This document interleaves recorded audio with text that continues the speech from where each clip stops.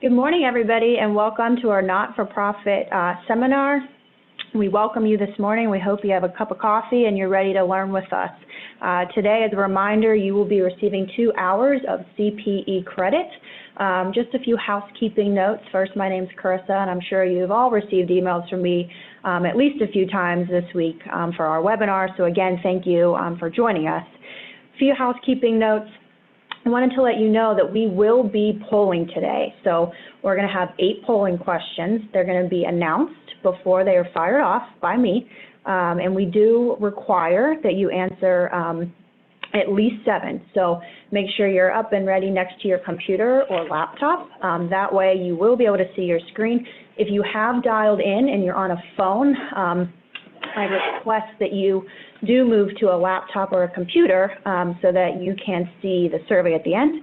Other than that, I think we are good to go. We're going to start with Mike, and he's going to kick us off with the PPP. Okay, thank you, Carissa, and good morning, everybody. Hope everybody's doing well today on this fine Thursday morning.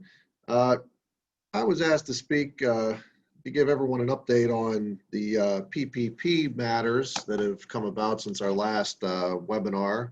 And I have a slide here at the end of a very important topic about the President's payroll tax deferral, but I'll talk about that after the PPP update here. This slide here is probably the most important slide of the entire presentation.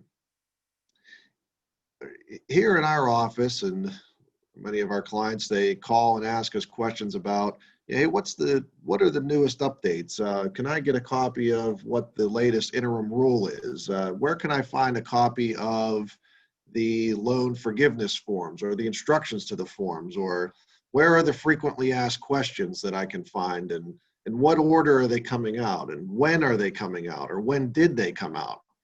So if everybody wants to take down what this website is, you can consistently go to this particular website and see in PDF form every single item that I just mentioned. And they have it laid out there, you know, by separate categories and then also by the date in which it was issued. You can even see some of the old rules, some of the old forms, the old instructions, etc. So I feel like this is probably the most useful piece of information that anybody can have here, because if you can't, you know, if you don't hear the answer to some of your questions today, or if you're Googling around and you can't find anything, you can always turn to this, and this contains a complete set of what the rules currently are today. Of course, I'm sure everybody's familiar with, you know, some of the basic background information of the Paycheck Protection Program, but I thought I'd just take a minute or two just to, you know, summarize where, you know, this entire thing started. Of course, you know, with the implementation of the CARES Act way back in late March, you know, certain eligible businesses and other entities were eligible to receive a paycheck protection loan. And of course, I'm sure everybody knows how we've calculated that. It was 2.5 times your average monthly payroll. And at this point, you know, the program's closed from the standpoint of there are no new applications being taken for disbursement of the funds right now. But as I'm sure everyone was thinking about when they received the money, you had a particular period of time to demonstrate to your lending institution that you use the money for the certain bona fide reasons that were listed in the CARES Act. And now, since we're coming up or completing those timeframes, of course, everyone wants to get their forgiveness application together to submit to their lending institution, because if you spend the money, you know, for those bona fide reasons, you do not have to pay it back, and that loan is forgiven. So right now, the forms that we're kind of dealing with are these loan forgiveness forms, and there is a long form, and there's also a short form, this EZ form, the 3508 EZ form. If you meet the qualification for the EZ form, it's going to save you a tremendous amount of time, because there aren't supporting schedules. You don't have to display a ton of information.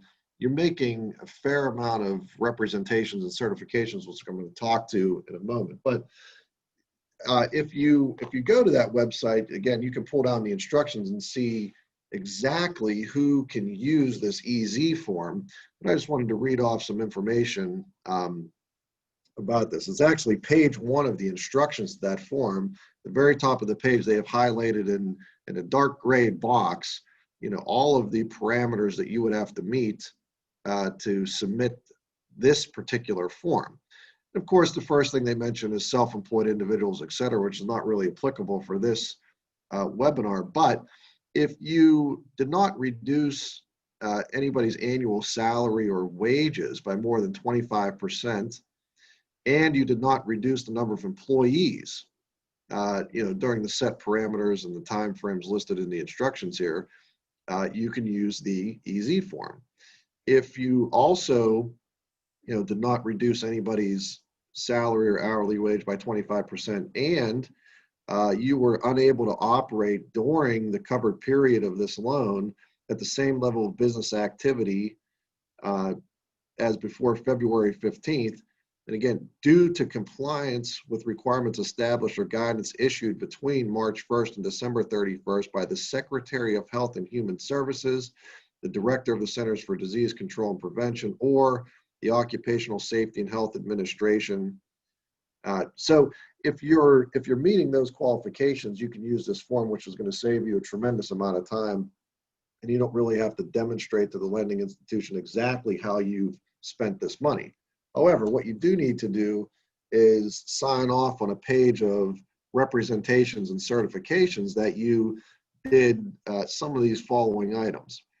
That the dollar amount for which your forgiveness is requested was used to pay costs that are eligible for forgiveness. I mean, you are making that affirmation. Payroll costs to retain employees, business mortgage interest payments, business rent or lease payments, or business utility payments.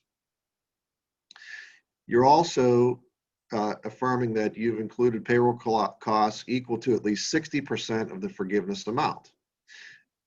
You're also, doing a couple things here which, should not be surprising, that you're saying that I understand that if the funds were knowingly used for unauthorized purposes, the federal government may pursue recovery of loan amounts and or civil or criminal fraudulent charges, et cetera. There's a lot of things in here, but what I keep coming back to is, if all you did when you received this money is maintained your normal operations, then you're going to be able to use this EZ form, and you're going to be able to easily sign off on all of these representations and certifications as listed on this, on these instructions. So at this point, we're going to have our first polling question.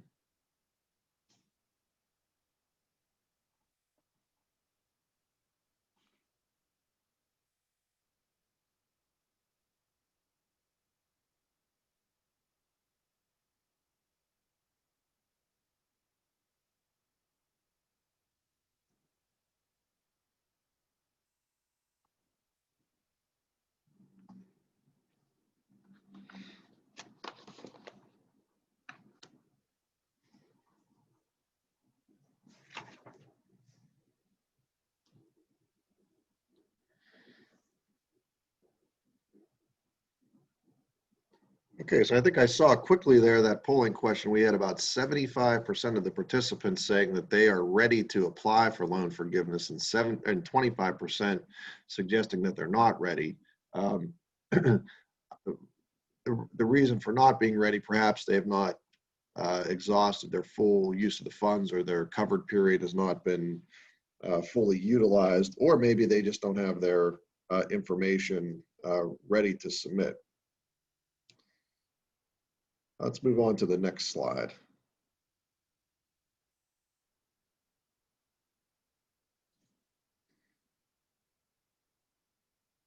Oh, go back. There we go. The rest of the information on the PPP matters comes specifically from the most recent released frequently asked questions. And I pulled out some information that I thought everybody would be interested in hearing because these are some of the most commonly asked questions that we've been receiving. So, you know, of course, in light of the circumstances that we're in right now, PPP lenders are permitted to accept scanned copies of the signed loan forgiveness applications and documents. Just as an aside, the IRS has recently released information on which forms they're also accepting via DocuSign and et cetera. It used to be that you know, a lot of these forms had to contain a wet signature, and I'm sure that the lending institutions were operating the same way, but you know, per the most recent guidance, scanned copies are permitted.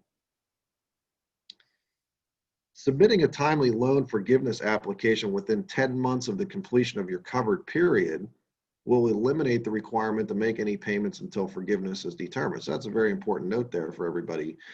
If you submit your application within the prescribed time here, you know, it may take a period of time for the lending institution to make, and of course the SBA to make a determination on the amounts that are going to be forgiven. But as long as you submit this application within 10 months, you're not required to make any payments until your forgiveness is determined. And hopefully, for the vast majority, or you know, perhaps everybody on this webinar, you know, 100% forgiveness is going to be fully obtainable.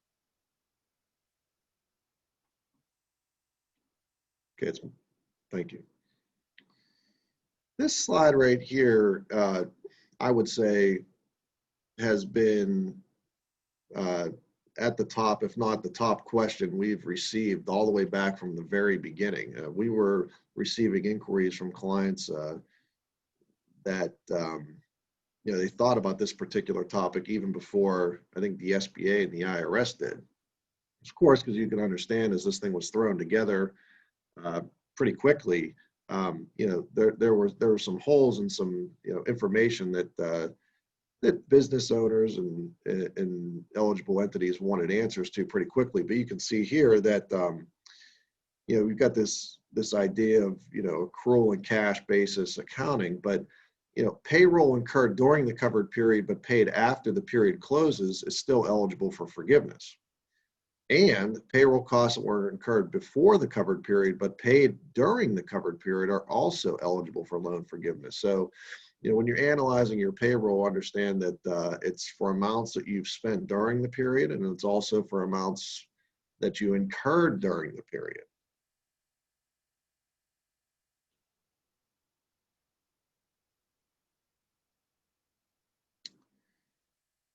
A borrower who uses biweekly or more frequent payroll may elect to calculate their eligible payroll costs using the 8 or 24-week period that begins on the first date of the first payroll cycle following the PPP loan disbursement date.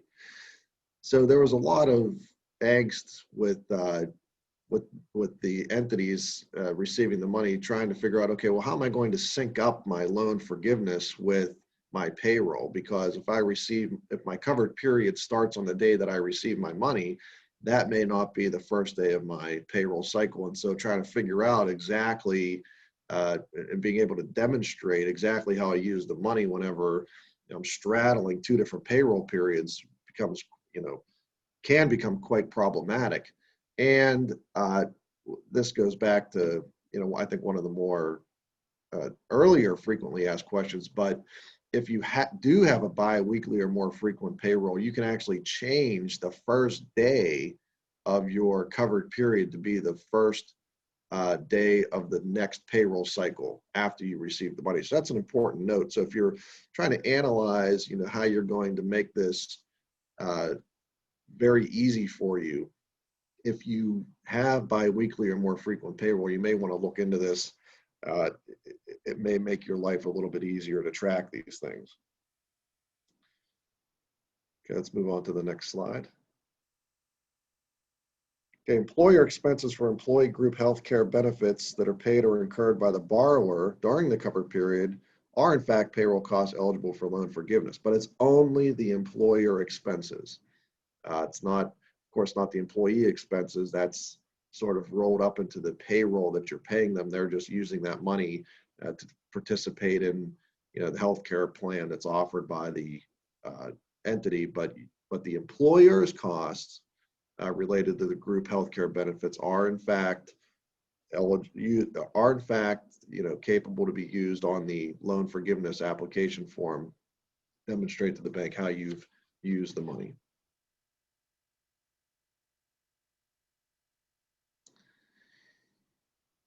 This slide here kind of follows the same slide as the payroll costs. So the rule about the paid and incurred for eligible non-payroll costs, it's the same rule as payroll costs. So again, if you're incurring costs prior to the covered period but paying them out during the covered period, those are eligible. If you're incurring them during the covered period but paying them out after the covered period, those are in fact also eligible for loan forgiveness. So this rule is not just applicable to payroll costs, it's also applicable to non-payroll costs. If you're going to use the alternative payroll covered period, it applies only to payroll costs, not to non-payroll costs. So you just have to watch this and see, which one would be most beneficial to you. So, I could envision, perhaps a few different analyses going on, depending on what kind of entity you are and where you fit in some of these rules. It's possible you would obtain 100% loan forgiveness under one, set of elections you might make, but only 94% under a different set of elections. So if you're just, looking at the basic rules and putting everything together and you've determined, oh, I don't have 100% forgiveness here, and you're scratching your head thinking, oh, how could this possibly be? Take a step back and think about all of these other rules that are out there and see if you can, fit yourself into some of these other rules so that you can bump yourself up to that 100% forgiveness amount.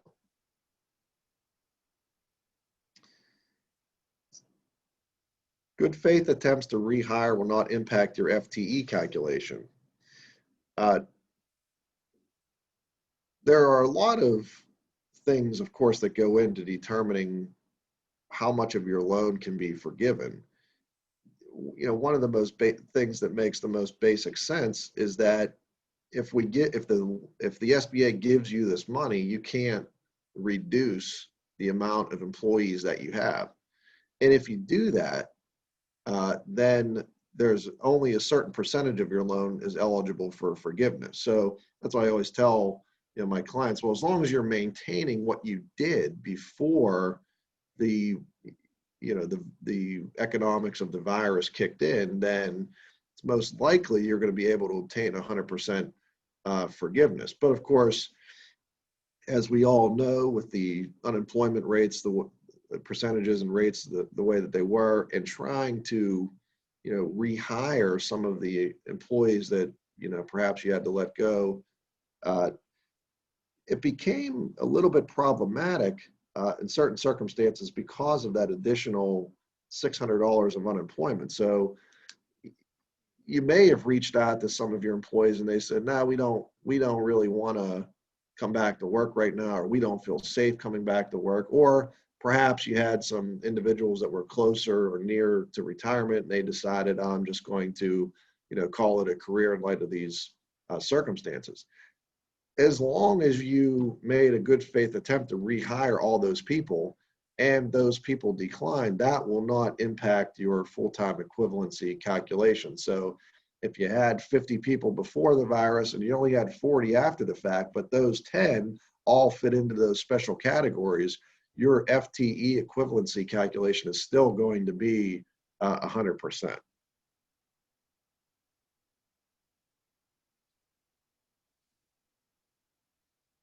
Okay, moving on to the payroll tax deferral.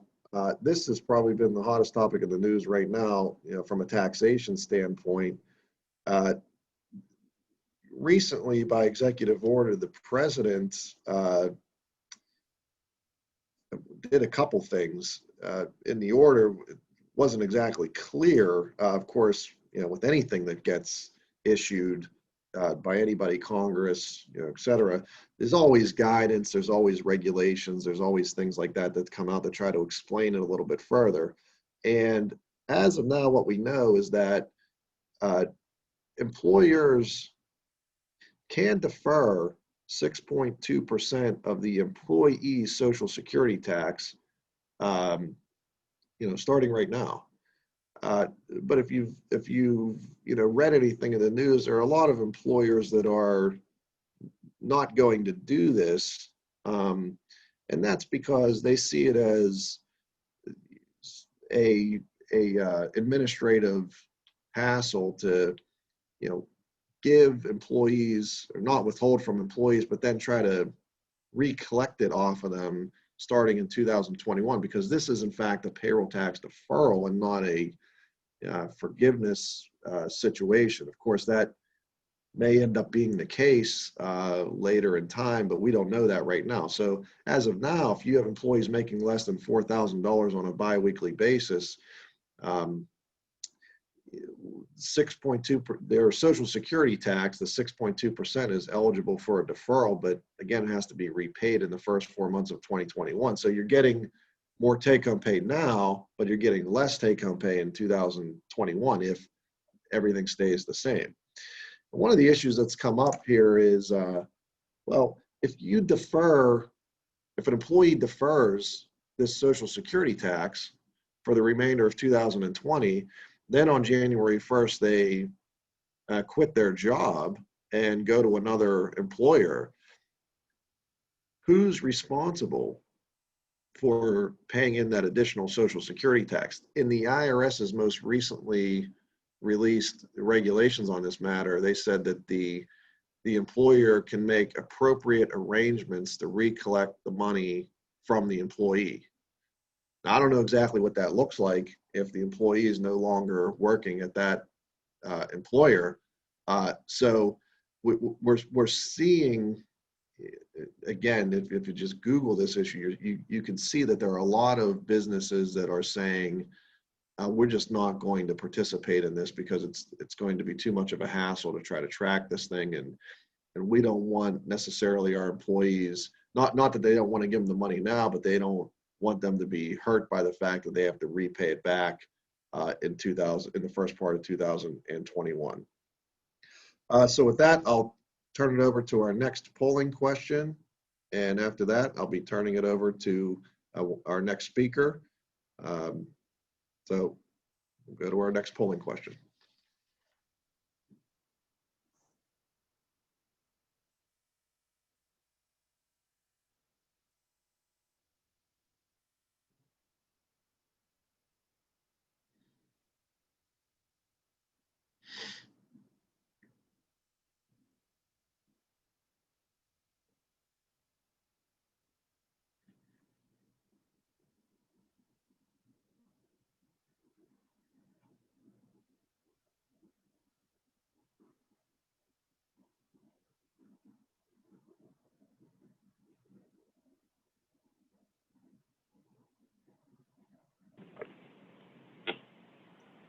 All right, folks, thank you for the feedback on that polling question. It's certainly been an interesting topic and a sort of a hot topic, so to speak, as to what needs to be done in that area. All right, so my name is Robin Ryan. I'm going to do the next part of this program, and we're going to talk a little bit about loan programs and funding sources. Primarily, we're going to talk about the Main Street Lending Program, but we'll start with noting that there were, in fact, under the CARES Act, a couple of different loan programs that were established. The first one, of course, was the PPP Loan Program, and Mike already covered that, so there's really no need for me to discuss that in any more detail. The second one was known as the EIDL program. Some of you may have taken advantage of that. And the third one that was established under the CARES Act, which was sort of a broad-based terminology called the Mid-Sized Business Lending Program. So for those of you who are familiar with EIDL or maybe not familiar with EIDL, that stood for Economic Injury Disaster Loan Program. That particular program was administered through the SBA, through the Small Business Administration, and one of the benefits that it allowed for was what they called immediate funding, which was a $10,000 payment made, I think, within 3 days of applying. That particular $10,000 was actually considered to be forgivable under this particular program. Other provisions under EIDL, first is the fact that the advanced funding is no longer available. So while the program is still open, or at least appeared to be as of my research yesterday, the idea that you could get that $10,000 right away and the $10,000 that was forgivable, that piece of it is no longer available. But for the loans that are being processed, sort of the key indicators there are, number one, it has a fixed interest rate for nonprofits of 2.75. It's also available for the for-profit community. That interest rate was actually 1 point higher. I think it was 3.75. It allowed for, or allows for, a 30-year repayment schedule with no prepayment penalty, and it also allowed for a 1-year deferral of interest. Although under the terms of the program, if you decide you want to make payments, you can go ahead and make them. There's no issue if you decide you are going to in fact pay them. Now, the mid-sized business lending program, sort of that big umbrella of what was left in terms of what they were trying to establish under the CARES Act, what happened was $500 billion of funding was set aside in the CARES Act for loan programs for basically mid-sized businesses, and in this particular instance, they were also considering, we're going to put nonprofits in that category. And it says here in the Main Street Lending Program, well, in fact, under Section 4003, it did not define Main Street lending. It just said, this particular, there would be lending programs set up, and Main Street lending happens to fall within the umbrella of that program. Now, when you sit down and you look at the $500 billion, the first chunk of that, automatically, $46 billion of that, went straight to the airline industry, both for the passenger airlines and cargo air carriers. Because as we all know, the airline industry was severely hit by the COVID crisis. And then they also allowed some of that funding to go to related businesses related to the airline industry and other businesses critical to national security.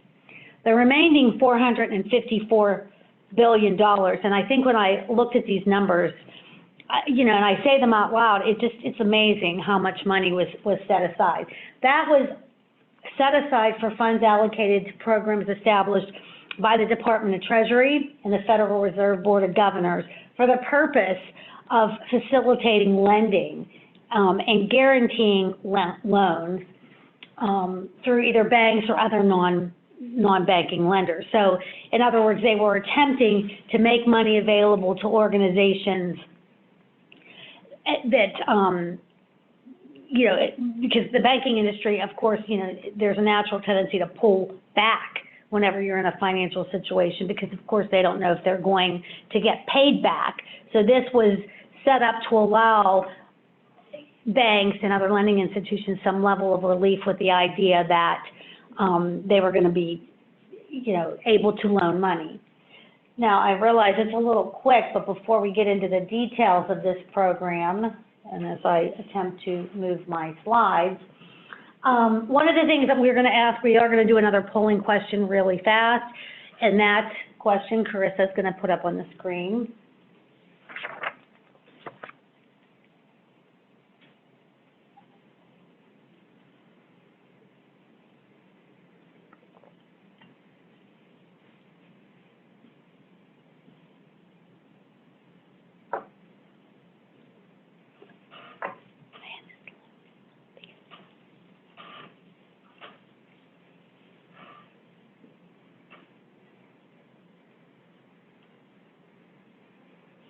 All right, so it doesn't look like many of you have felt like you needed or considered applying for additional funding, which is probably a good sign for the people on this call, that hopefully that means that you feel that financially you're in a place where you need to be. But nonetheless, we are going to discuss, essentially some of these programs. So under the Main Street Lending Program, as part of the $454 billion that was set aside, $75 billion of it was put into something called a special purpose vehicle that was established by the Federal Reserve. And that particular special purpose vehicle essentially is the foundation for what is known as the Main Street Lending Program. And the special purpose vehicle will, in essence, purchase participation in loans that are originated by eligible lenders. So in other words, when a bank, somebody applies for a loan under the program, they issue the loan, then the Federal Reserve is essentially buying the loan, which in essence then provides leverage to various lending institutions to give them the ability to lend up to $600 billion in either new loans or expanded loans. So while the program, when it was initially established in April, was set up originally for what they would call the business community, the for-profit community, in July it was determined that they would expand that program to the nonprofit community. Now, interestingly enough, while they set the program up in April, there was actually sort of a lag time frame in terms of when the money how should I put this? When the banks were eligible to submit loans back to the Federal Reserve that in fact would be, I don't know if guaranteed is the word, but supported. So for the nonprofit community, while there was a lot of conversation and articles written in the summer about the fact that this money was available, the portal itself from the Federal Reserve was not actually opened until September 4th, just 2 weeks ago, which would allow lenders to submit the loans to the Federal Reserve.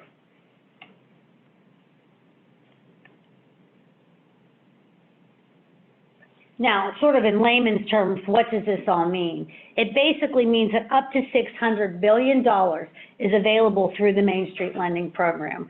That program is administered through lending organizations as opposed to the SBA, which administered both the PPP loans and the EIDL loans.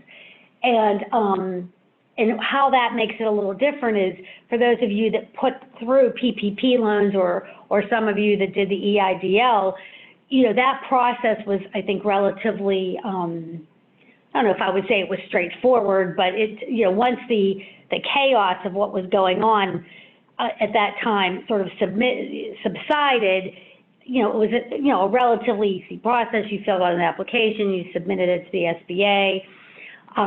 Well, you went through your bank, but nonetheless, it was pretty streamlined. The issue with going through the different lending institutions for this particular loan, because it's going to be going through the regular long-term process as if you were, because you are borrowing money from essentially a bank. But the other key points to this is, number one, the Federal Reserve Board is actually absorbing the bulk of the risk related to these loans. So of course, when you go to a bank, one of the things they're interested in and what they manage carefully is what are their risks whenever they offer loans. Well, by virtue of this program, the Main Street Lending Program, the Federal Reserve Board is absorbing the bulk of the risk, the 95% of that. So in essence, what that does is it frees up the bank to consider processing loans that maybe in the past they would not have been willing to do that, especially in a period of economic uncertainty such as the one that we're in. Now, there is a requirement that the banks, in essence, do continue to maintain 5% of the ownership of the loan, or what I essentially call skin in the game. And I think the idea with that is that, as we begin to hear more and more about the PPP loan process, you're hearing periodically that certain organizations or individuals receive money that maybe they shouldn't have. I don't know how that is all going to play out. I think, again, you were in a period of uncertainty. The idea was to get money to organizations as quickly as they could. Did banks always do their due diligence? that it's possible that they did not.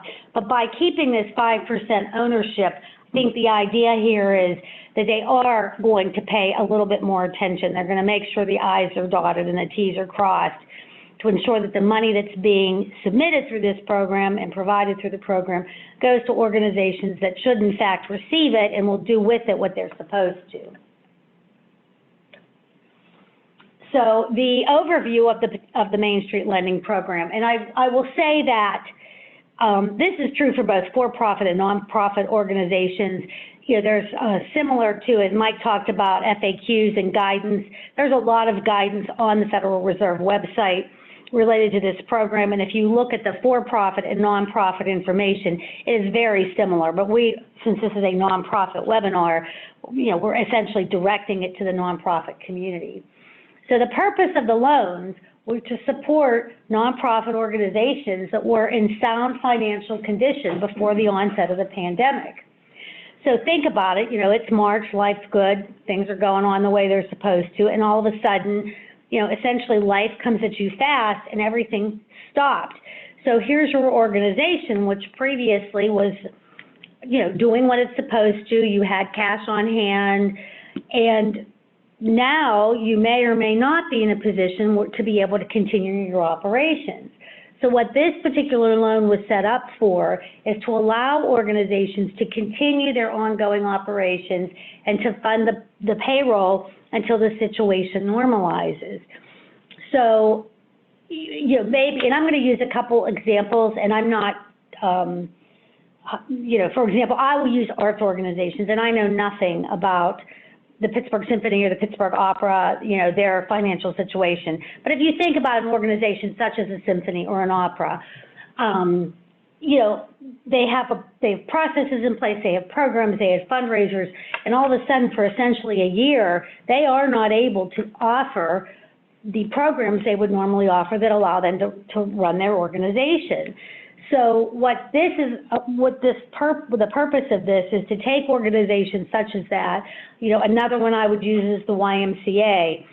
I had heard a webinar and I was just shocked, and I guess I never thought about it, is how various YMCAs were impacted by this. So if you're an organization that was running smoothly before, and you're just really in the midst of something that is out of your control, and you know that once you can get back to offering your programs, you can get back to where you need to be, that is the purpose of these loans, is to essentially provide a float to get you through the next year or the next 2 years. And again, now, there are a number of requirements. For example, there are requirements as to how many years your nonprofit organization has been in operation, how many employees that you have, your endowment balance. So somebody with a $10 million or $10 billion endowment is not going to be eligible for this loan. And there's some other operating considerations that we'll talk about in a few minutes.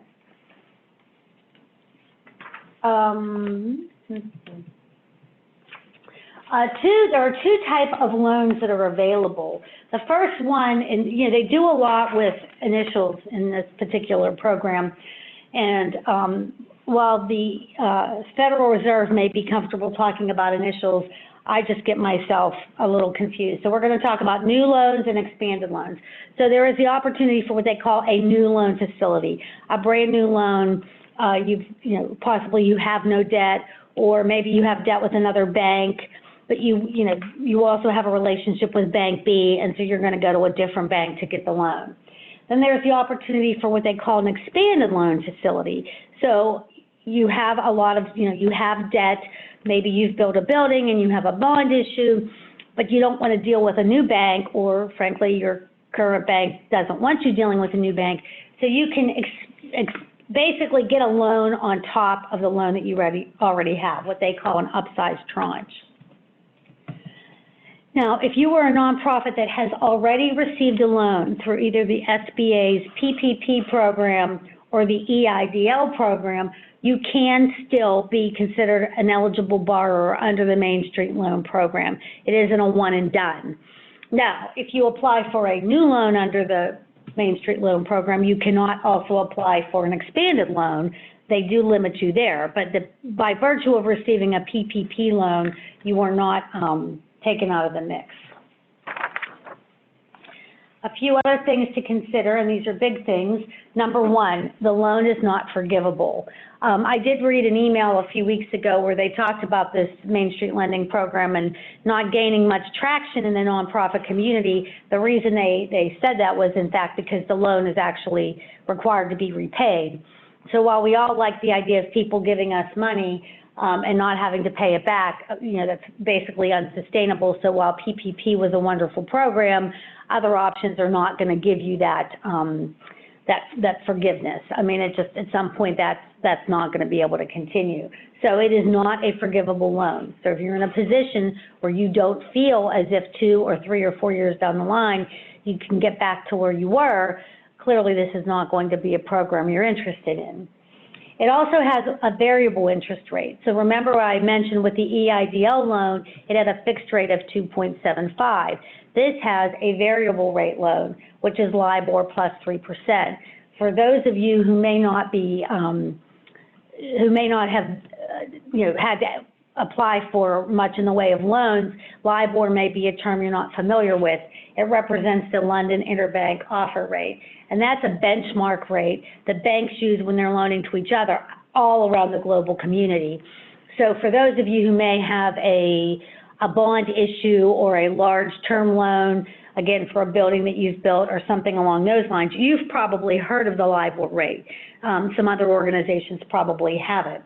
And just to give you some perspective, so when they're looking at LIBOR, they're either taking the 1-month rate or the 3-month rate, and LIBOR has a whole series of periods in which it's measured. But anyway, it's either the 1 or the 3-month rate. And that rate, as of 2 days ago when I did the slides, the 1-month rate was 0.16, the 3-month rate is 0.25. So in essence, if you took the loan out today, or would have taken out 2 days ago, it would have either been 3.16% or 3.25%. And so for some organizations, that seems like a high, that rate seems high, especially I think in the for-profit community, they consider that to be a high borrowing rate, especially given where interest rates are right now. In the nonprofit community, I'm not sure how that applies because I think nonprofits already, when they go to the bank, pay a higher rate. The rate on a line of credit for a nonprofit tends to be higher, especially a smaller nonprofit, than it is for a for-profit. Other facts to take into consideration, there is a 5-year repayment period on these loans. So the first 2 years, your principal is deferred. For the first year, your interest is deferred. Now, if, I'll talk about the interest deferral in a few minutes. And then the loans will be purchased through December 31st, 2020. So initially when this program came out, it was set up that you had to apply through September 30th of 2020. That date has been extended now to 12/31/2020. And remember, that is the date that the banks, the lenders, apply to the Federal Reserve for their portion of the loan. So I would say, number one, you're dealing with two things if you think you would be interested. There is a limited availability of funds, the $600 billion, which is available to both the for-profit and the nonprofit community. So that, and plus this, while you have a date of 12/31, the fact of the matter is, again, this is for the banks to process the loans. So if you think you might be interested, you would probably want to begin this process sooner rather than later.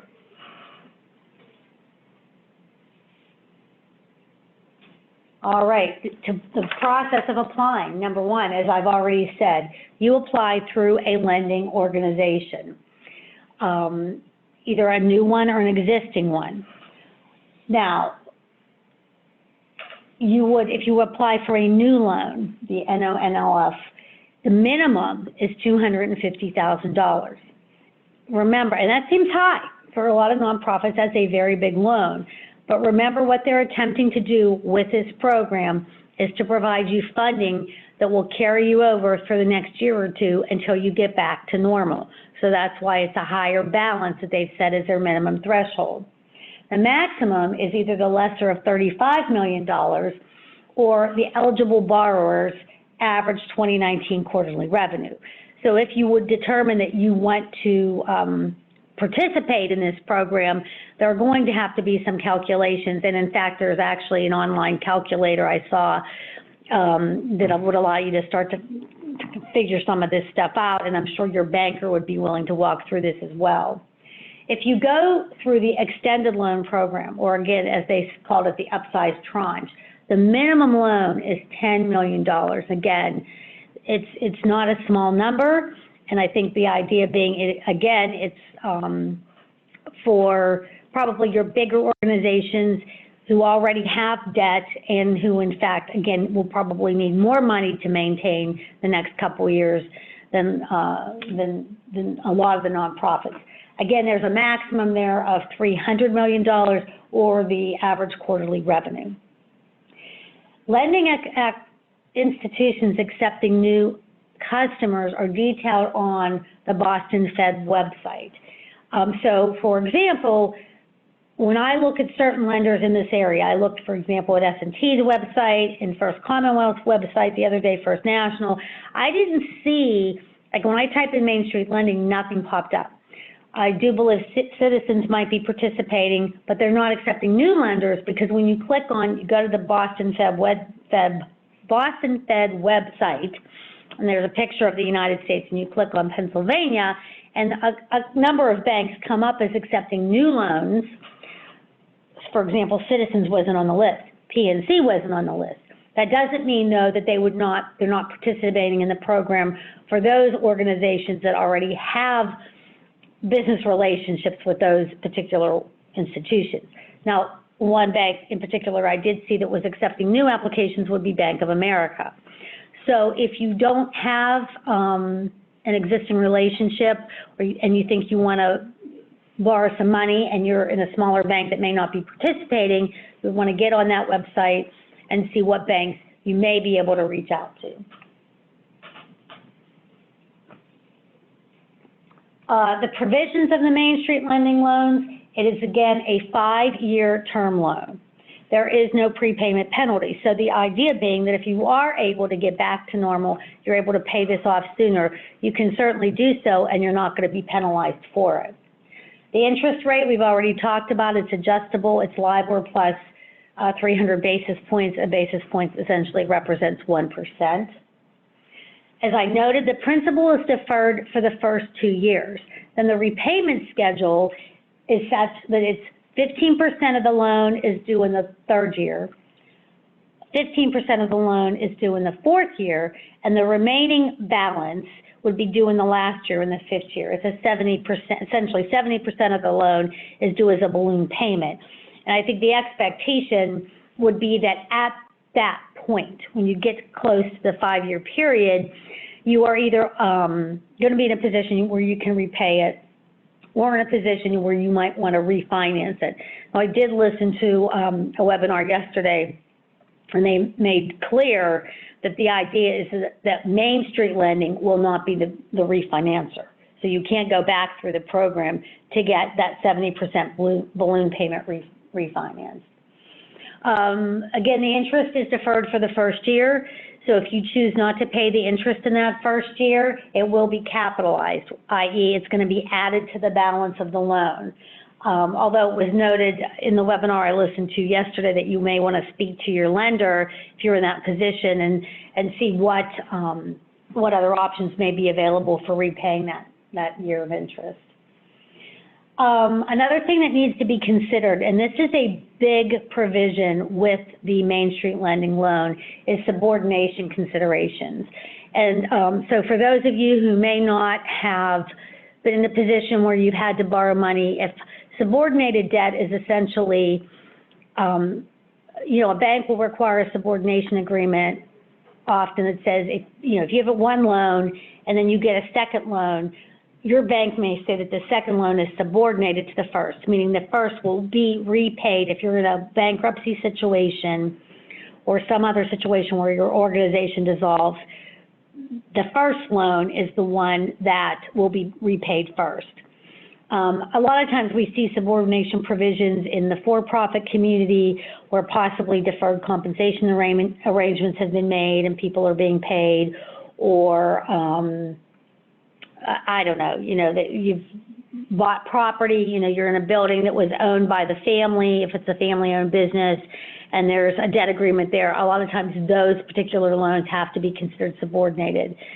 You cannot, with these Main Street loans, they will not be considered as subordinated debt. So if you're in a position where the loan you already have, the bank you're working with, will not allow you to enter into a loan agreement that is subordinated, unless it's subordinated, this program will not work for you. That is both the case in the new loans and the extended loans and the extended loans. Other items that you should be considered, that would be considered is, number one, there may be collateral that is required by the lender. Again, that's going to be probably on a case-by-case basis and depending on which bank you are using. There are also, and I don't have this listed, one thing that was noted yesterday in the webinar I listened to is, would personal guarantees be required? The comment there is they are not. They don't expect that those will be required. And again, this is because a nonprofit is a little different than a for-profit. You don't have owners or stockholders, so to speak. So therefore, they don't anticipate that a personal guarantee would be required by anybody in the organization that applied for the loan. Another item that I did not include, and I should have, is, and Mike, I think, talked about this earlier with PPP, is there will be a number of certifications that are required as a borrower. So, one of the first things you would be required to do would be review those certifications and sign off on them. And then the last piece of it would be reporting requirements, which would include both often quarterly, if not annual reporting. And if you've not participated in a loan agreement, you may find some of the reporting requirements to be maybe more than you were expecting. Borrower eligibility, again, the NFP must have been in continuous operation since January 1st of 2015 and formed under the laws of the United States. Now, if your organization, maybe you've been folded into another organization or you've acquired other organizations, they take that into consideration, but essentially they're not taking a brand new nonprofit and allowing them to participate in this program. And the nonprofit must not be considered an ineligible business. And the definition of what is an ineligible business it's codified within various guidance with the IRS and actually with the SBA, the PPP program and the EIDL program, the SBA sort of fine-tuned what that is. And it's interesting. I mean, a lot of it's, you're not doing anything illegal. You're not brokering loans, which, presumably does not apply in this instance. I did listen to a webinar where somebody was a little disappointed that strip clubs were not considered to be an eligible business. So again, we're going under the assumption that most of our nonprofits are not operating that type of a business. So as long as you're not considered ineligible, you can participate in the program. You must have more than 10 employees. Fewer than 15,000, but more than 10, and also you must have 2019 annual revenues of $5 billion or less. Just a caveat on the employees, and like everything else, the guidance spells out, in relative detail what is considered an employee. It does not have to be 10 full-time employees. I think part-time employees are considered as under this particular program. Also, they are looking that your non-donation revenues, which in essence I would call earned income, or Jason's going to talk in a little bit about exchange transactions, are equal to or greater than 60% of the expenses. So for example, if you're a school, that would be your tuition. If you are a social service agency and you are paid fee for service, it would be your fee for service. So non-donation revenues, they do want to see that that's a significant part of what you are receiving. You must have a ratio of earnings before interest, depreciation, and amortization, EBITDA, as opposed for nonprofit or for-profit friends who talk constantly about EBITDA. It becomes something that's top of mind in this particular instance. And looking at your earnings before interest, depreciation, and amortization. Obviously, with depreciation and amortization, that is cash, that is non-cash, so therefore that's why they take it out of the equation. And interest you're paying to them, so that's why that's sort of backed out. Operating revenue greater than or equal to 2%, and there's also looking at a liquidity ratio based on your liquid assets over your average daily expenses. So again, if you would decide that this program might be for you, there's going to be a number of calculations you're going to have to consider in advance. Limitations on this particular program. Number one, and this is very important, the proceeds are to be used in furtherance of the organization's exempt purpose. It's there to keep you going through this period of uncertainty. So you can't decide you want to borrow this money with the idea that maybe you want to be speculative, you want to try something new. That's not the purpose of it. It's to fund your current operations. Number one, the second one is it cannot be used to benefit a foreign affiliate or a subsidiary. So if you have, while you're funded in the United States and you have something going on overseas, that cannot use the proceeds of the loan for that particular aspect of your organization. And I apologize, the next two bullets basically are the same bullet all over again, which you cannot accelerate debt. So if you already have a loan and maybe that loan's at 7% and you're thinking, oh, well, I'm going to take this loan, right now it's 3.5 or whatever, 3.16, and I'm going to pay off my old loan. No, you're not going to do that. They're not going to let you do that. They don't want you to accelerate or refinance debt with this money. There are certain situations, I think basically if you're looking at a very short-term window in which your debt is due to be repaid, that they may allow for that. But, again, the idea is not to repay debt you already have. And other considerations, there are a lot of other considerations and provisions and details that are spelled out in the FAQ. So, for example, when we talk about, what's non-donation revenue, if you would go to the FAQ, that's going to spell out what that is. Again, they're going to spell out what an ineligible business is, what your employees are. So if this is a program you think would be of interest to you, I would suggest going to the FAQs, and all of that is in there. My purpose here was simply to address this from a high level. Then the expectation is that each loan is going to include a financial reporting covenant. And again, for those of you who may not have had to borrow money, you may not be familiar with covenants. For those of you who have loans, you certainly probably are more than aware of covenants. But if you've not done this before, you have to understand the reporting covenants. When you look at the FAQ and they spell out the information that they're looking for, either quarterly or annually, it is a really long list. And you may be a little intimidated by it. I think the reality is if you would talk to your banker, they may shrink some of that up, but don't get overwhelmed by that. So the last thing I'm going to do here is ask this particular polling question, and I hope I didn't miss one, Carissa. This question that we're going to ask is whether or not, let's see. This one may be, this one you might have missed one. I apologize. Oh, yes. The fourth one. So we're going to do two polling questions in a row. Well, the first one we're going to do is, have you heard of the Main Street Lending Program? So I apologize that we did not do that sooner. So you can go ahead and answer that one.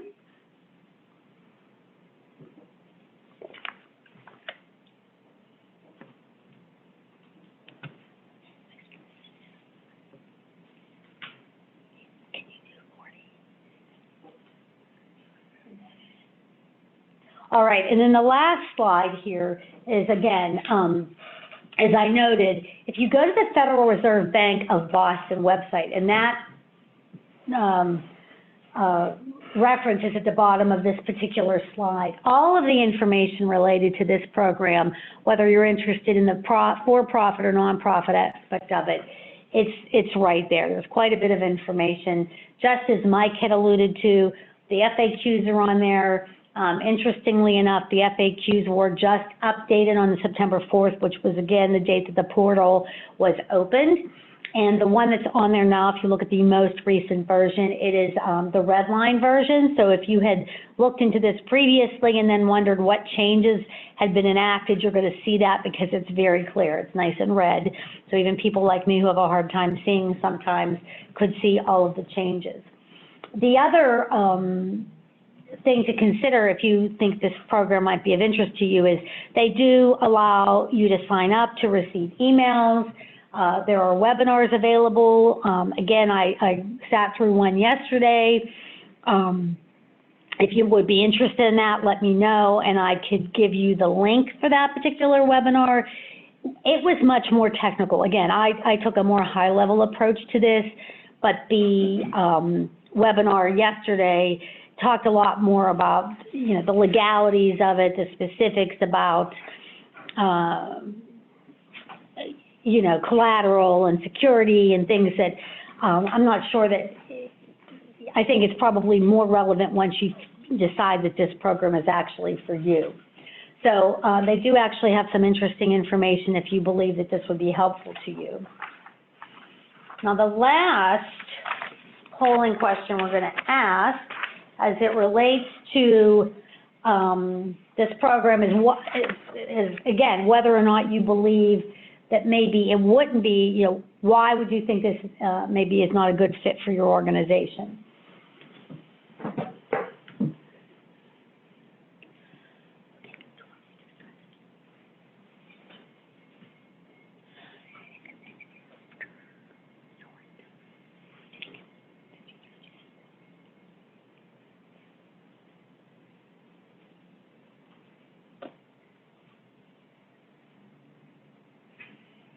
Oh, interestingly enough, the complexity of the requirements, that doesn't surprise me because it's definitely, it's definitely not the same as some of the other loans you may have applied for. So thank you for your time and listening to Main Street Lending. We're going to let Jason take over, and he's going to talk about revenue considerations for nonprofits. Thank you, Robin. So I will be talking about different revenue considerations specifically for nonprofits, but we want to take a more practical approach to talking about revenue recognition. Revenue recognition has been a really hot topic in the accounting world for a couple of years now, since new guidance has become applicable, and in all the years leading up to that, where the guidance setters and business owners and nonprofits were talking about the potential for these changes.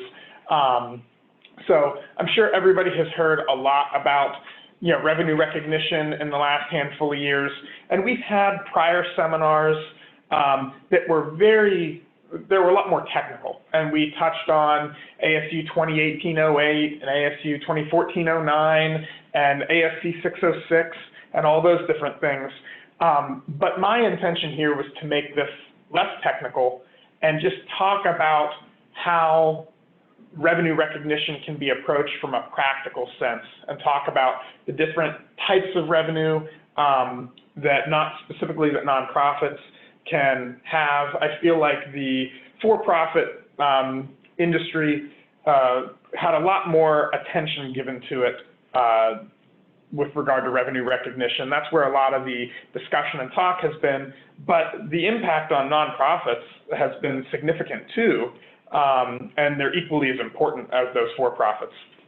So we're going to take a more practical approach to talking about these things from an accounting and record-keeping and bookkeeping perspective. Like I said, this session is intended to be less technical than some of our prior discussions. And again, while the for-profits get a lot of the attention, the revenue recognition can be pretty complex for nonprofits, and I think one of the main reasons for that is that there are, in my experience, there are more sources of revenue for nonprofits, and there are more varying types of revenue that are coming into an individual nonprofit than you would have for for-profit enterprise. So for-profits, they're selling a product, or they are selling a service, and that's pretty much going to be the source of their revenue. But for nonprofits, you're fighting and clawing for every penny that you can get from your donors, from your funders, from the general public. And so, nonprofits are going to be out there looking for any opportunity to bring money in, whether it's through contributions, through bequests, through fundraisers, contracts with state and federal agencies, any way that you can get money to come in. So what happens there is you don't have one revenue stream that you need to consider from a revenue recognition standpoint. You might have 6, 7, 8 that you have to deal with. So that's one of the things that we wanted to talk about, is just go over some of these different common sources of revenue and what you should be considering as you record things, as you close out your years, as you prepare your financial statement disclosures with your auditors or with your accountants if you're doing a review compilation, or to be interacting with your board members on. So we're going to take a quick break here and do a poll.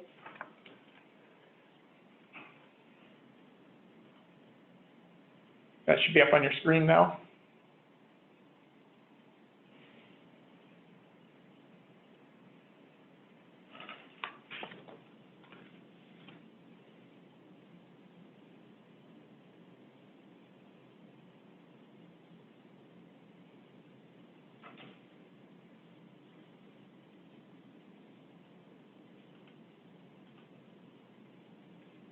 All right, so pretty good mix. Half said no, which is probably good news for you, and hopefully the things that we talk about today don't change your mind and result in you actually having to have some changes here. And then the other half were split between yes and not sure. So this slide shows just some of the common types of nonprofit revenue that we come across. This certainly isn't an all-inclusive list, but it certainly touches on a lot of the most common that we see.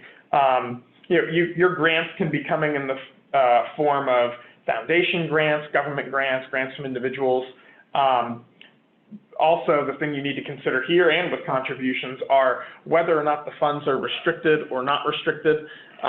It's a critical component to determining how the funds, A, can be used, and B, how it should be reported in your financial statements internally and externally. You also have contributions, which can be a wide range of different types of contributions. This isn't new terminology necessarily or new transactions, but exchange transactions. That's something that you may not have defined it that way in the past, but with the new revenue recognition guidance that's come out, exchange transactions is one of the other forms of income that need to be considered. Some common types of exchange transactions that you will see for nonprofits are going to be memberships. So your alumni organization from your college, if you're paying membership dues every year, that would be an exchange transaction. You're paying something and you're receiving a benefit. Subscriptions would be the same way. Any products or services. Tuition, if there's a school or a college or a daycare, something along those lines. Another category of revenue that we'd be looking at are promises to give or pledges, in-kind contributions, and those in-kind contributions can come in the form of services that are being donated. If you have a person that is on your board or one of your committees or just a donor to your organization that is an attorney and is providing pro bono, attorney services, those should be recorded at market value. You can also have people donating time to the organization. Now, if it's not a specialized type of service, you would not be recording income for that. But again, if you have an organization that does overseas or domestic medical missions, and you have doctors donating their time to perform the surgeries, those types of things would also be recorded as in-kind donations and expense also. So regardless of the source, there are a few questions you want to be asking yourself when you're looking at your revenue streams.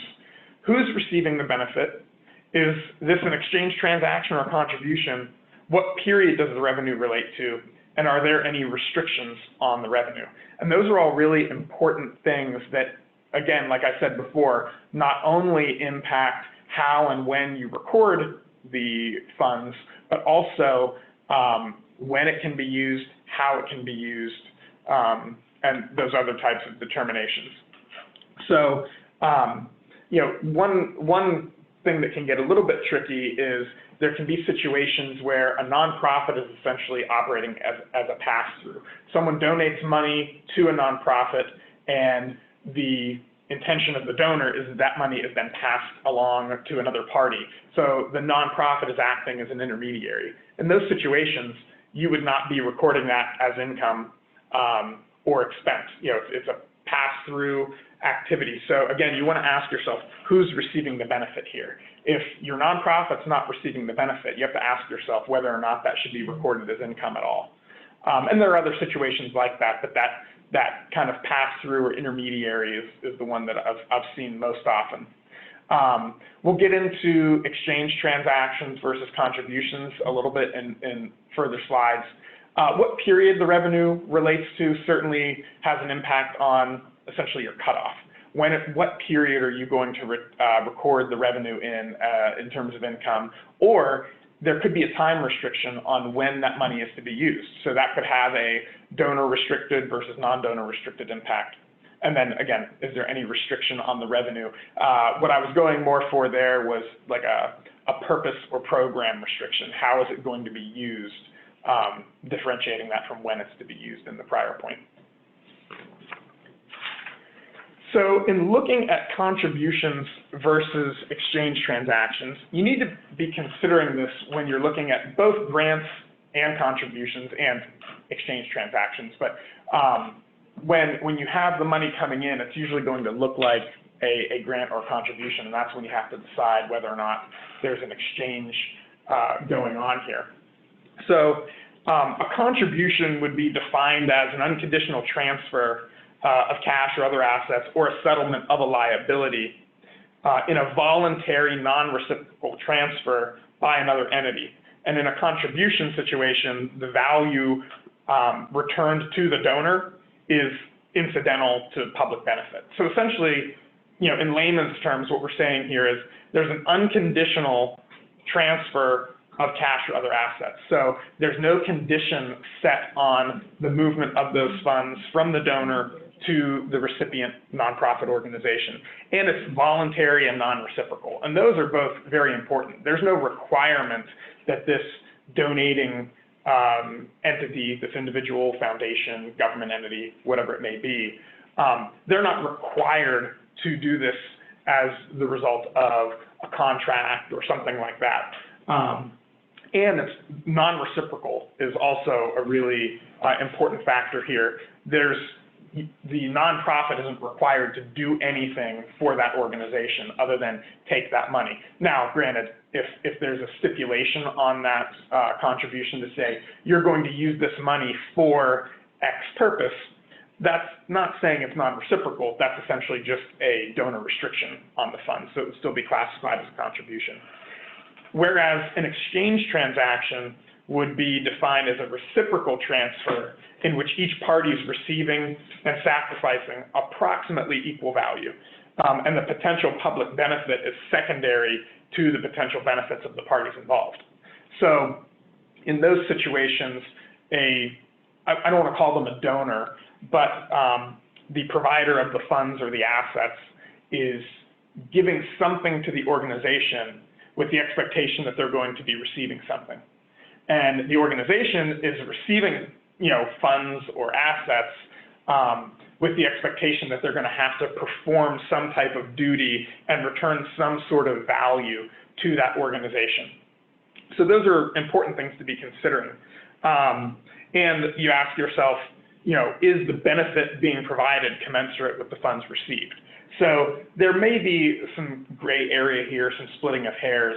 You may be receiving $500,000 from an organization or foundation or an individual, and there may be some small value that you need to give back to them. If it's not material, then in those situations, you wouldn't then consider this an exchange transaction. If what you're returning is somewhat trivial.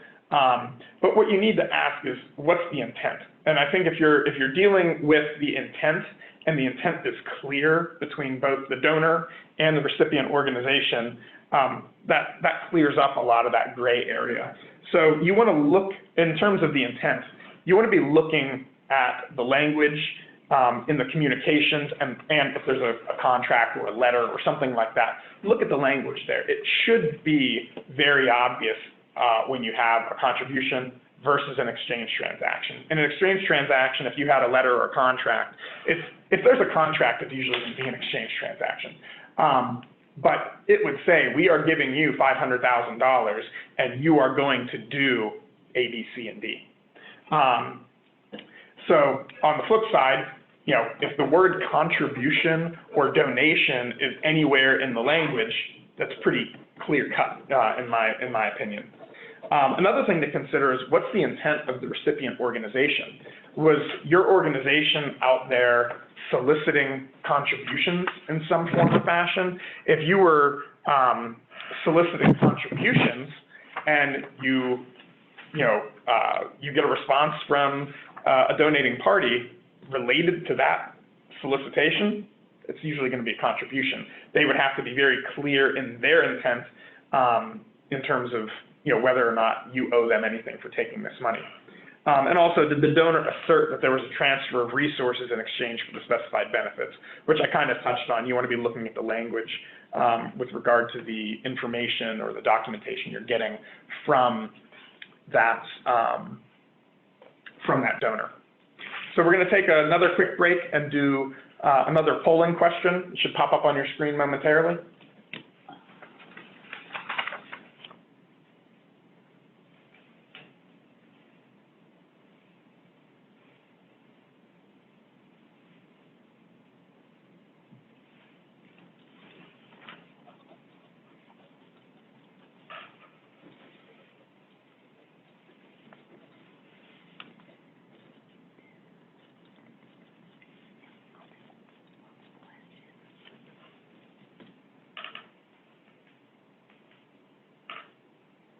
All right, great. So that's kind of what I expected. Most people are going to be in that 2 to 4 revenue streams, with a fair number in that 5 to 8. So that's what I kind of alluded to during my opening, is that, you know, nonprofit revenue accounting, revenue recognition, revenue policies is not simple and clear cut. You know, there's certainly complexities that come along with for-profit entities. You know, when you're dealing with a construction company or something like that, where you have every contract is different and you have milestones and different performance obligations that you have to keep track of and do contract accounting. That's certainly not easy, but once a company has a system in place, it's relatively easy to follow for each contract. Nonprofits can be tricky because every single time a board member or your development director comes up with a new idea in terms of, hey, we could get money this way using this program or this event or something like that, you know, it comes to the responsibility of the executive director, the CFO, the controller, the bookkeeper, whoever it may be, to determine, how's this going to impact our revenue recognition? What do we need to worry about here from a recognition perspective? So certainly that was what I expected to see with that number of sources of revenue for a lot of the nonprofits. So the next slide that we're going to talk about is revenue recognition specifically related to contribution. So what considerations do you need to think about when you're dealing with the contributions? So essentially there's like the way I looked at it, there's like a decision tree to be thinking about when you're dealing with contributions versus exchange transactions. So the first question you'd ask yourself is the transaction one in which, you know, each party is receiving commensurate value? If the answer is yes, then it's an exchange transaction, and you would, you know, essentially use ASC 606 for revenue recognition, where you'd be identifying a contract. We're going to get into that next. If the answer to that first question about each party receiving commensurate value is no, you would ask if the payment or the transfer of assets is part of an existing exchange transaction. If the answer is yes, and it's within the scope of the original transaction, again, you would go to ASC 606. If the answer is no, you'd ask yourself if it's reciprocal. If the if it's not reciprocal, then again, you're dealing with a contribution. So the next thing to ask yourself when dealing with the contributions are there any conditions in place that need to be considered? If there's an unconditional contribution, it's going to be recognized upon the organization being notified of the gift. So if a letter is received from a donor that says, I'm going to give your organization $10,000, and they list no conditions, at that point in time, that revenue and that receivable are going to be recorded. However, if there is a condition in place, you're not going to recognize that revenue until the conditions have been satisfied.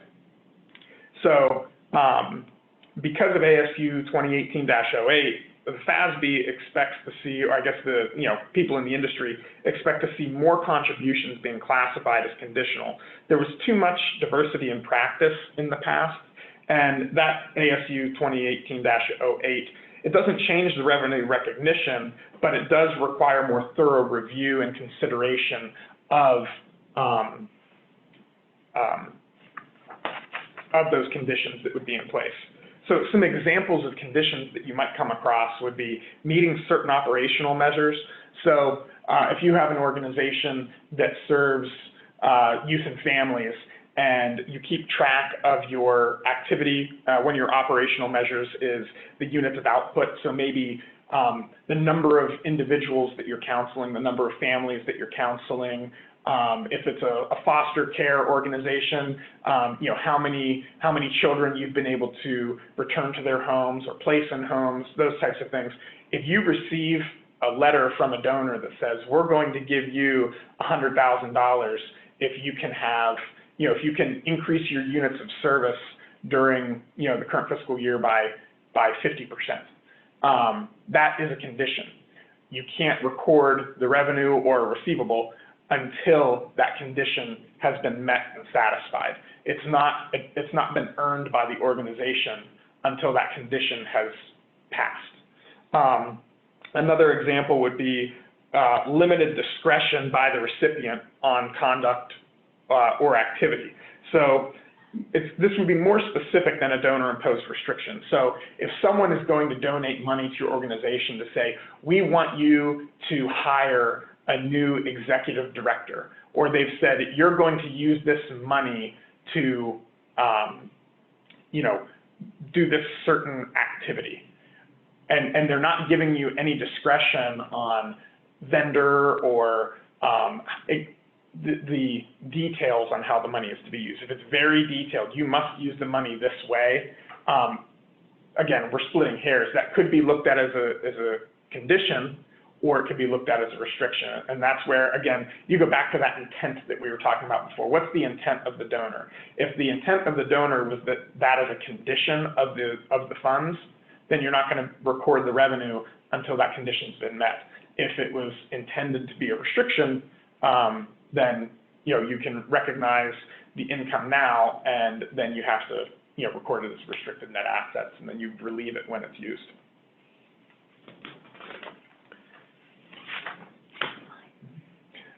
So going back to exchange transactions, now that we've touched on how some of the specific considerations around contributions, dealing with exchange transactions, they're going to fall under, like I said before, 2014-09 and ASC 606. So I'm sure everybody is familiar with the 5 steps for revenue recognition under ASC 606, which would be identifying the contract with the customer, identify the performance obligations in the contract, determine the transaction price, allocate the transaction price to the performance obligations, and then recognize the revenue when or as each performance obligation is satisfied. So those are the things that you're going to need to be considering when you have an exchange transaction. You want to look closely at that contract, whatever the contract may be. It may not be what you would think of as a contract, but a lot of different documents or agreements can be considered a contract for revenue recognition purposes under ASC 606. So you're going to want to look at those things, and I'm not going to get into great detail on those 5 steps. One example that we could have would be a subscription or a membership. We talked about that before. Let's say this is, you work for a university that is a nonprofit, and there's an alumni membership organization. So identifying the contract with the customer is going to be the membership agreement that you have with each individual alumni member. Identifying the performance obligations in the contract is where it gets a little bit more challenging. You have to determine what are the benefits that this individual is going to receive for being part of our membership organization. Are they going to receive a sweatshirt and a ticket to a football game and a seat cushion from the stands at the football games? Those types of things need to be determined. And then you need to take the transaction price and allocate it to those items. And typically you're going to use a market value for those things. So if football tickets sell for $50 a seat, then you know that of the $200 a year that individual is paying to be a member of your organization, at least $50 is going to be related to the ticket for the football game, and the sweatshirt's going to be $30. So those are easily determinable. Now, some of those other benefits that an individual would receive as being a member of this organization may be less tangible, and you're going to have to do a little bit more work in determining, or applying the value to those other performance obligations. And then, like I said before, you're going to recognize the revenue as those performance obligations are met. So, when the tickets for the football game are sent to the individual and they receive their sweatshirt, you can recognize that revenue at that point in time. The remaining revenue may be spread over the term of their membership. So just some things to be thinking about there. Now, what we want to get into also, and this is what I think more nonprofits may run into, is some transactions being both contributions and exchange transactions. The most obvious one, and I think the one that's going to be applicable to the most nonprofit organizations, are fundraising events. So when you have your annual fundraising event at Heinz Field and the tickets are $500, and an attendee is going to maybe get a drink ticket and dinner and some kind of thank you gift, or something like that that's at the table. It's easy to determine what the value of all of those things are. That piece of the transaction is going to be an exchange transaction. However, in most situations when people attend those events, they're not getting $500 in value in terms of tangible things that they receive, in terms of food, drinks, gifts, whatever it may be. So the remaining amount is what would be considered a contribution. So I think that's the most obvious example. I don't know, Robin, if you have any other examples of something like that. I'm sure there are many, many out there, but that's what we would run into the most often. Mm-hmm. Okay. Moving on to the next slide, I wanted to talk about, actually, let's do a polling question real quick before we get into this slide. We'll do, I believe, our last polling question. Yep.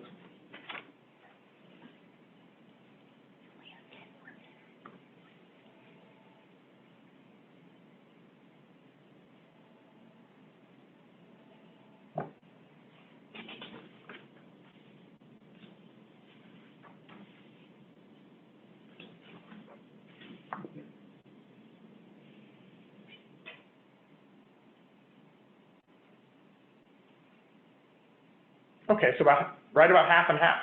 Okay, good. So moving on to the last couple items that I wanted to talk about in this session are promises to give. So promises to give, or pledges, a lot of organizations, nonprofit organizations, have those. It may be annual pledge drives, or they can just come up from time to time. You receive a letter from an individual saying, I'm going to give your organization $100,000.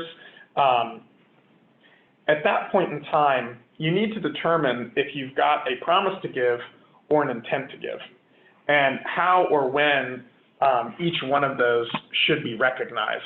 So essentially, a promise to give is a bit more, I guess you could use the word binding, in terms of the likelihood of receiving those funds. So again, this kind of goes back to the intent item that we were talking about before, with contributions versus exchange transactions, you want to look at the intent of that person.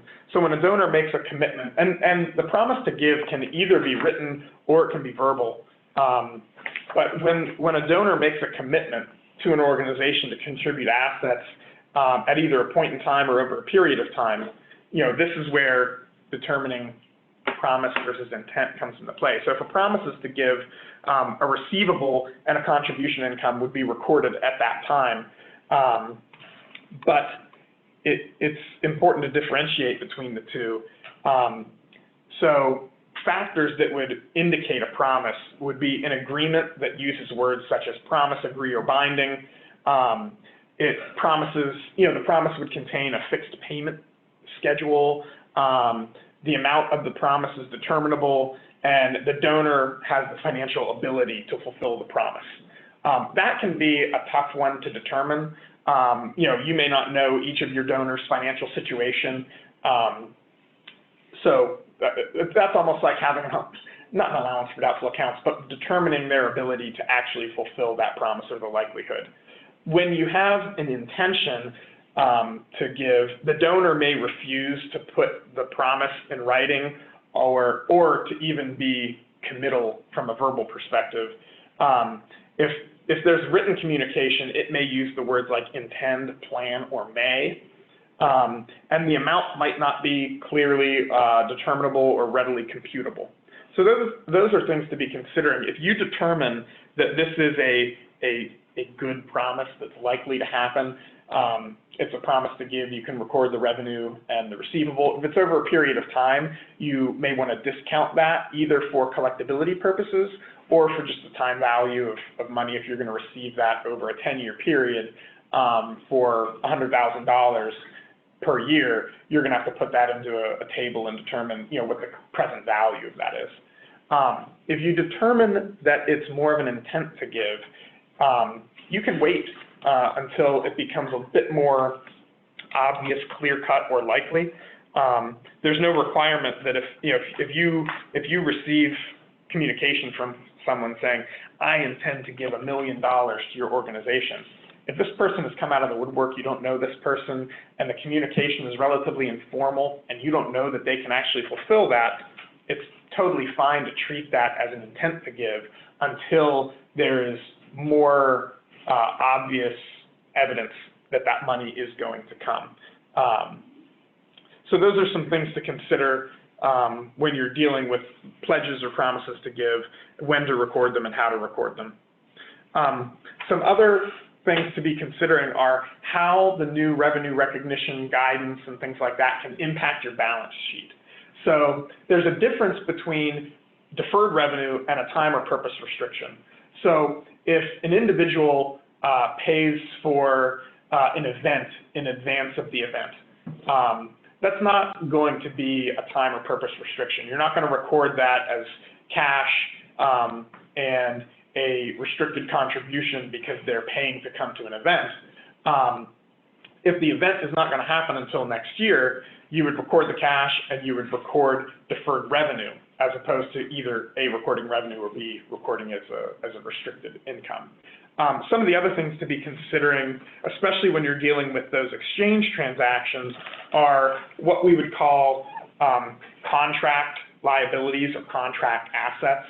So those are going to arise when you have an exchange transaction and the amount of money that you have received or revenue that's been recognized is different than the amount of effort or the amount of the performance obligation status of what you've provided. So if you have received more cash from the not donating organization, from the other organization who's providing the funds or the assets, if you've received more from them than you have earned, you're going to end up having a contract liability on your balance sheet. On the flip side, if you have performed more of your performance obligations and you've recognized some of that revenue and they have yet to pay, that's going to be a contract receivable. So those are things to be considering. All of this doesn't just impact your your income or your statement of activities, it's also going to be impacting your balance sheet or your statement of financial position. So one other thing to be considering too are, for those of you who have audits or reviews or compilations with footnotes, you need to be considering the disclosure requirements around revenue recognition.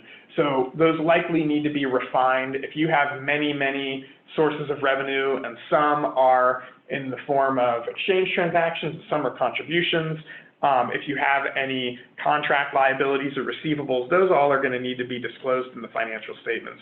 Additionally, you need to be able to disaggregate your revenue. So a reader of your financial statements should be able to look at them and determine what your revenue sources are, how many revenue sources you have, and how you recognize revenue for each of those. So it's going to be a combination of what they see on your statement of activities, and it's also going to go hand in hand with your disclosures.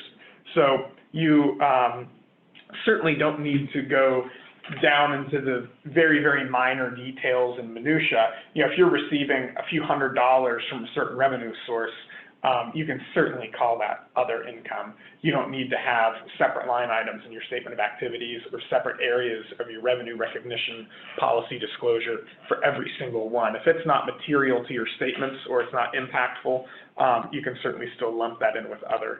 If you have 9 revenue streams and only 6 of them are significant and the other 3 are very, very minor, you can just lump those into other. You don't have to double the length of your revenue disclosure to include those 3 small sources of revenue.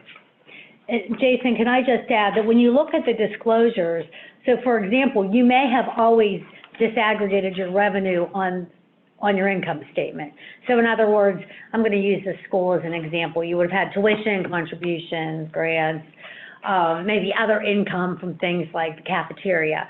So now what you're going to find is that in your footnotes, you're going to see an explanation of what those larger, a contribution, that's already its own policy footnote. But when you get into the revenue recognition, instead of sort of a generic short footnote that used to be in there, you're going to find now that we do have to give a little bit more of an explanation as to what revenue line A is versus revenue line B. It's just more of an explanation. And so as you start to receive your audit reports, and presumably that information will be included in this reporting period, although I do believe RevRec was delayed 1 more year because of COVID. But if it's not a big deal, I think people are going to be implementing it anyway. You want to make sure and read those disclosures to ensure that it accurately reflects the nature of the revenue that you've received. Jason, does that make sense? Yeah, I agree. All right, guys, so we're actually, we're getting close to the end, and we have some time. If anybody would like to send a question over through the chat, Carissa will then read it to us, and we can address any questions that you have.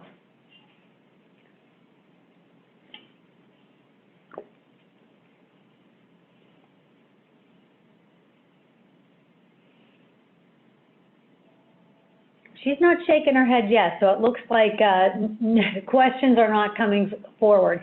If you have any questions that are a little bit more specific, maybe you don't want it to go through the chat, please contact Carissa, Jason, myself, or Mike. If one of us can't answer it, we will direct it to the place it needs to go so that we can get an answer for you. The other thing that we're going to do is, as we noted, for those of you that are interested in CPE credit, that's what was the purpose of the polling question. We are going to send a survey out. It's going to pop up, right, Carissa? Yes. When we end, though, we do have one question. Okay. And I hope you all can hear me. Has the STE issue, if you spend all of the funds before the 24 weeks, been resolved? And that question is going to be a Mike question, and he unfortunately is no longer on the line. He had to step off earlier, but we will direct that to him, and we will have him answer that question for you. As far as our survey goes, Carissa's going to put it up on the screen. There are a couple questions we really would like answered. Number one, we would like your feedback. And the second one that's on there is going to ask you, and I say this every time we do this, one of these seminars, please provide us anything, any topics or areas of interest you would like us to cover. The purpose of these seminars is to assist you, make things easier for you.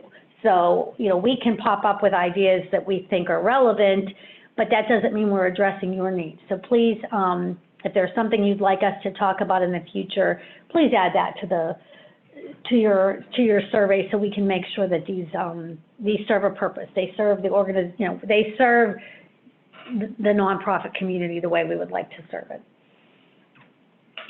And Carissa said that the CPE certificates will come out next week, and we'll send out the slides and a link to rewatch today's webinar if anyone wants to go through and watch it again, if there was anything that you missed or or recommend it to a friend. Yeah, recommend it to a friend. Send it as a gift. Okay, then I think if that's everything from our speakers, I know Mike's, unfortunately had to log off early today, but I think we are all good to go. I'm going to log us off. And for those of you out there who are watching and listening, you should see your survey pop up here in a second. So thank you for joining us, and we will see you next time.